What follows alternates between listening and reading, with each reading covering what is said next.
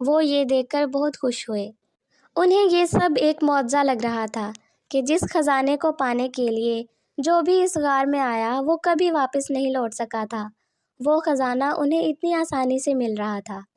جیسے ہی ایلیکس نے صندوق کی طرف قدم بڑھائے تو اچانک وہاں پر ایک دھماکہ ہوا اور دھماکے کے ساتھ ہی ایک بہت بڑا سانپ وہاں نمودار ہوا۔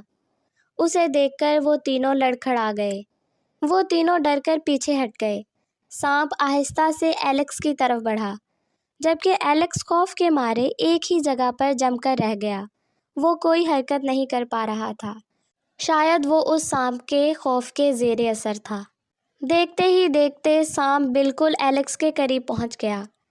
ایما جو کہ بہت ذہین تھی، اس کے ذہن میں فوراً ایک خیال آیا۔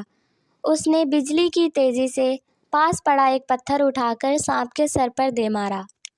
سانپ